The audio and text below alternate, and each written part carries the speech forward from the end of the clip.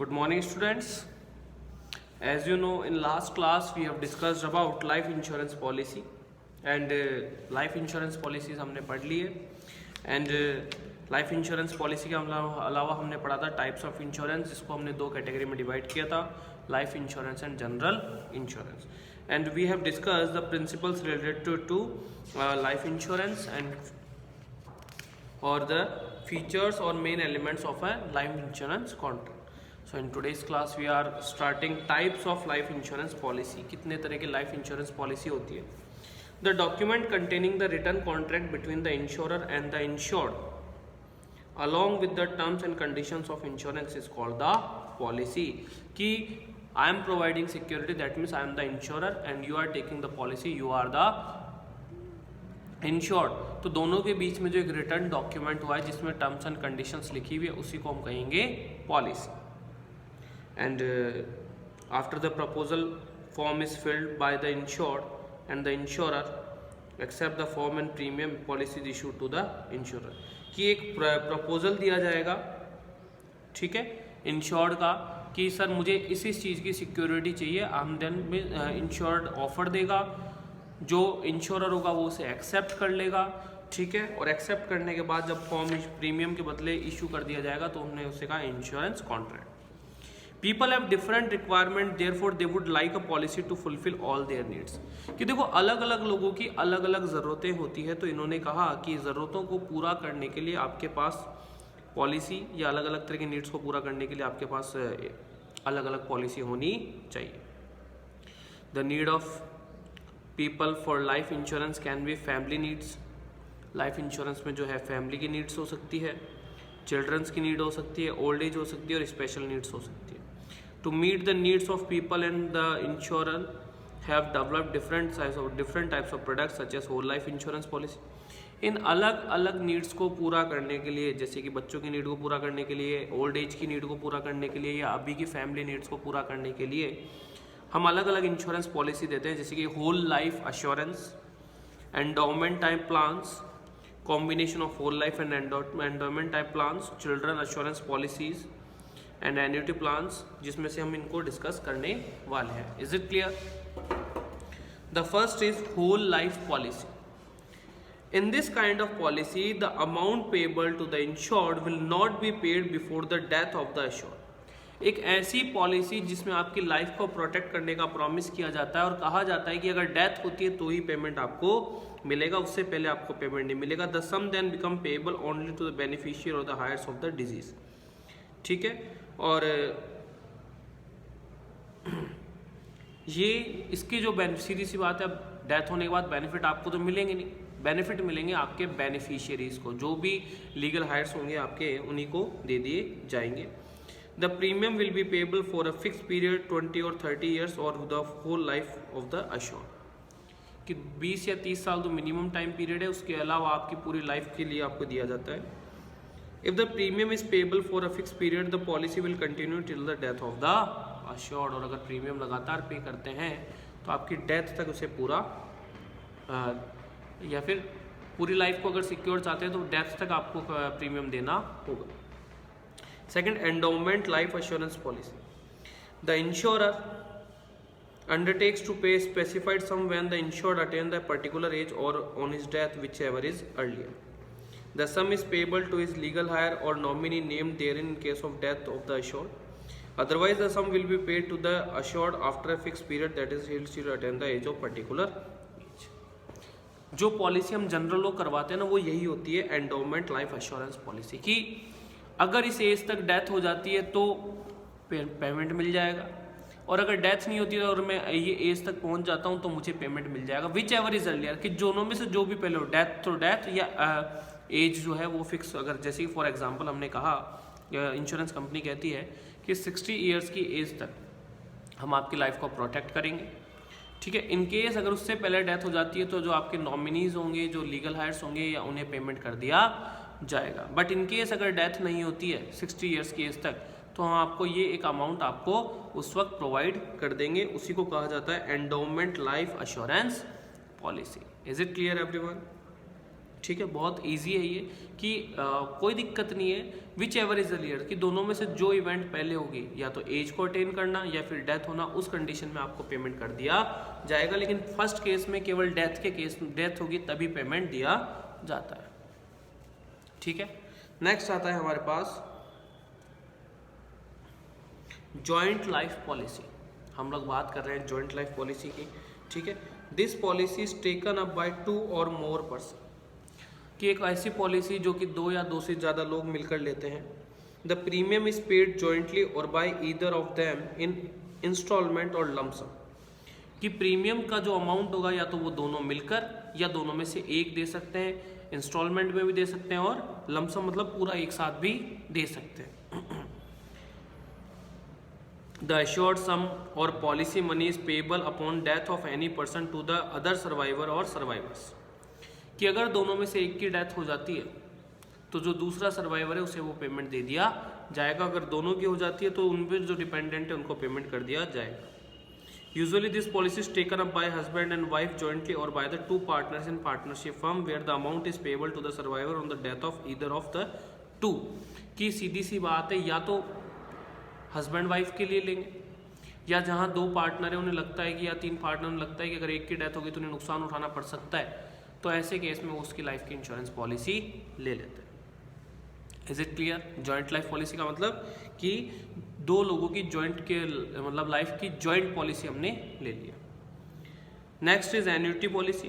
Under this policy the assured sum of policy और money payable after the assured attain a age of certain age in monthly, quarterly, half yearly और annual installment, कि आप लोग जब, यहाँ बात death की नहीं है, यहाँ बात है कि जब आपकी एज एक फिक्स टाइम पीरियड की हो जाएगी, ठीक है, तो सर्टेन एज हो जाएगी तो मंथली, क्वार्टरली या हाफ ईयरली एनुअल इंस्टॉलमेंट में आपको पेमेंट दिया जाएगा। The premium is paid in instalment over a certain period of single premium may be paid by the assured. This is useful to those who prefer a regular income after a certain age, कि हमें चिंता है कि बुढ़ापे का क्या होगा, तो हम एक तरह से पेंशन की तरह कह सकते हैं कि जैसे ही हमारी एज होगी एक पूरी हो जाएगी, उसके बाद ये पैसा हमें मंथली, क्वार्टरली, जैसा हमने एग्रीमेंट में साइन किया होगा, पॉलिसी में लिखा होगा, वैसे हमको मिलना स्टार्ट हो जाएगा। ये उनके लिए सूटेबल है जो कि एक एज के बाद भी एक पर्टिकुलर या एक फिक्स इनकम का सोर्स चाहते हैं। Children's endowment policy. This policy is taken by a person for his और her children to meet the expense of their education और मैरिज। शादी और एजुकेशन के खर्चों को पूरा करने के लिए ये पॉलिसी ली जाती है। The agreement state that a certain some will be paid by the insurer when the children attain a particular age. The premium is paid by the person entering into the contract. However, no premium will be paid if he dies before the maturity of the policy। ये कहना चाह रहे हैं कि आप आज लिख देते हैं पॉलिसी कि सर जब ये 18 साल के हो जाएंगे या हो जाएंगे तो हमें एजुकेशन के लिए इतना पैसा चाहिए होगा, तो आप उस वक्त ये पेमेंट हमें कर देना, तो आपको इतने टाइम तक पेमेंट करना होगा प्रीमियम का, ठीक है। और जैसे आप उस एज में पहुँचेंगे वो आपको पेमेंट दे दिया जाएगा। The premium is paid by the person entering the contract. जो भी फादर मदर जो भी या पेरेंट्स हैं या जो भी कॉन्ट्रैक्ट में एंट्री करना चाह रहे हैं उसी को प्रीमियम का अमाउंट पे करना होगा। However no premium will be paid if he dies before the maturity of the policy. और अगर मैच्योरिटी से पहले ही उसकी डेथ हो जाती है तो आपको कोई प्रीमियम पे करने की ज़रूरत नहीं है। Is it clear everyone? समझ में आया आपको?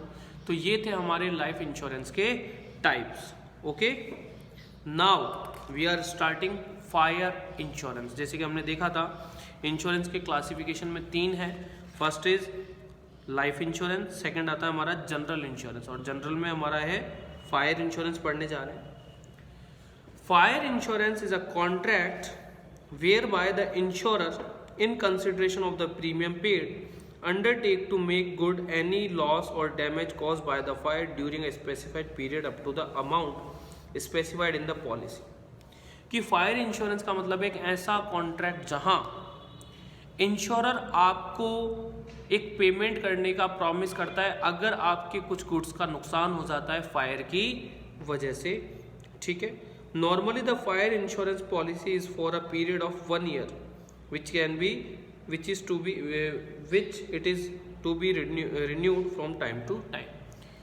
लाइफ की तरह 20 साल 30 साल की नहीं होती है, ये होती है हमारी मोस्टली 1 ईयर के लिए।